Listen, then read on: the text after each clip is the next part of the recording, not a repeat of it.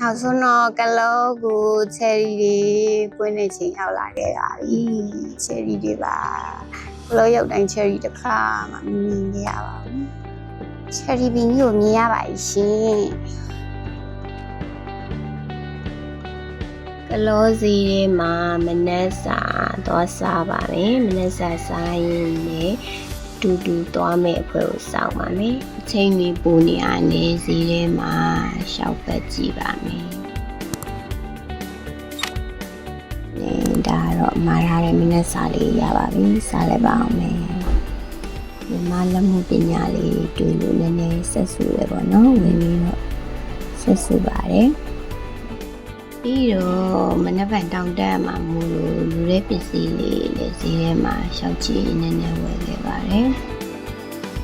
ကလောစီရတော့မြင်လဲစီကားလေးပေါ့ရှင်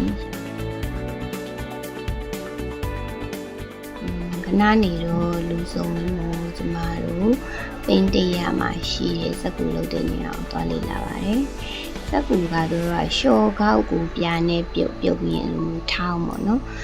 ထူပြီးရင်စင်းဦးထဲမှာမွေးပြီးတဲ့အခါမှာစင်းဦးရဲ့အရည်ကိုအခုပေါင်လေးကိုတွန်းချလိုက်တာပေါ့နော်တွန်းချပြီးတော့အရင်ညီအောင်ညှိရတယ်ပေါ့နော်ညှိပြီးတဲ့အခါမှာသူတို့စက်ကူပန်းသူ့မို့ရာသီပေါ်ပန်းပန်းတစ်မျိုးမျိုးတည့်ရွက်လေးတွေနဲ့ပေါ့နော်စက်ကူအလားစင်ကြရပေါ့နော်ကိုကတော့စက်ကူနဲ့စီပြီးလို့ရှိရင်ရာကိုသူကနေပူလန်းနဲ့ပေါ့နော်နေပူလန်းပြီးတဲ့အခါမှာနေတနေလန်းလိုက်လို့ရှိရင်6ဝါပေါ့နော်6ဝါတဲ့စက်ကူကိုသူတို့ဒါခွာနေရပါတော့အောက်မှာသူတို့ကရေနံစီတုတ်တယ်လို့ပြောတယ်ဗာလေစက်ကူခွာတဲ့အခါမှာလွယ်အောင်ပေါ့နော်ပြီးရလာတဲ့ဒါစက်ကူလေးပေါ့နော်စက်ကူလေးကိုသူတို့ဒီဘုံလေးဒီလိုမျိုးgift box ပေါ့နော်လက်ဆောင်ပေါက်အဲ့လိုပစ္စည်းထဲတဲ့ပေါက်လေးလောက်ကြရပေါ့နော် handmade လေးလောက်ကြရလောက်ပြီးတော့သူတို့ပြန်ရောင်းတယ်ပေါ့နော်ဒါကတော့ဝါကုန်းနဲ့ရက်တယ်တပတ်ပေါ့နော်တပတ်လေးသဘောကျလို့တစ်ထဲတောင်အားပစ်ခဲ့သေးတယ်ဒါတော့ထီးပါစက်ကူလေးနဲ့ထီးလေးတွေလုပ်တယ်စာအုပ်လေးတွေလုပ်တယ်ပြီးတော့အဲ့လိုရက်တောင်လေးတွေပေါ့နော်ရက်တောင်လေးတွေလုပ်တယ် handmade ကတော့သူတို့အစုံလုပ်တယ်စာအိမ်လေးတွေလည်းလုပ်ထားတွေ့တယ်ပေါ့နော်ဒီမှာဆိုစာအိမ်လေးတွေလုပ်ထားတယ်စက်ကူလေးနဲ့ဒီရက်တောင်လေးဆိုတော်တော်လှလို့ပဲဒီမှာဆက်စုတယ်ပေါ့နော်ဈေးလေးပဲဆက်စုပါတယ်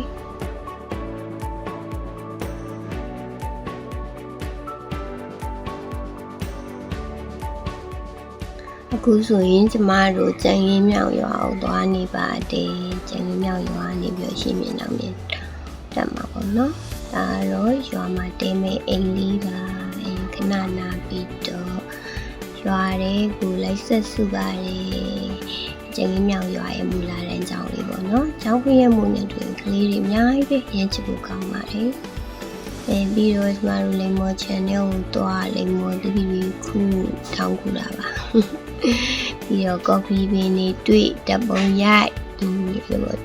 တော်သူမလေးဆိုမမြင်ဘူးလားလို့ရှောက်ကြည့်ပေါ့နော်ပြီးတော့မမြင်ဘူးတဲ့အသီးပေါ့နော်ကလာခင်းချစ်တီလို့တော့ပြောတယ်တဝဲသားအဲ့လိုပြောတယ်ပေါ့နော်ပြောရလိုက်ကောက်ပြီးတော့ကျမတို့အမှကော်ဖီလမ်းနာလေးပေါ့နော်ကော်ဖီလေးလမ်းနာတယ်ရောက်နေတာကတော့လက်ဖက်စက်ရုံမှာသူတို့ကအဲ့ဒါဆိုလို့ရှိရင်ပေါ့နော်အနုအရင်ခွဲတာအပေါ်ကစကားနဲ့သူတို့လက်ဖက်တွေကိုတိုက်ချပြီးတော့နူးတဲ့ဟာလေးတွေသူတို့အောက်ကိုရောက်သွားတယ်အပေါ်မှာကျန်ခဲ့တာအရင်နေပေါ့နော်အဲ့လိုတောင်းနဲ့ခွဲပြီးသူတို့ခံပြီးနူးရင်ခွဲတယ်ပေါ့နော်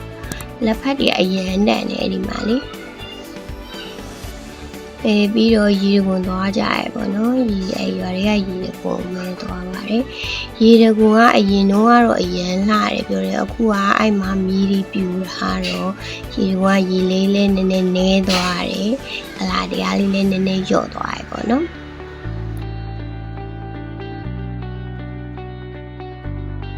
လက်ဖန်မှာ တောင်ဆက်တက်မှာဖြစ်တဲ့အတွက်အမီလီပေါ့နော်ကဲအားလုံးပဲတက်တာနောက်တစ်ပိုင်းမှာပြန်တွေ့မယ်နော်တောင်တက်ကြပါမယ်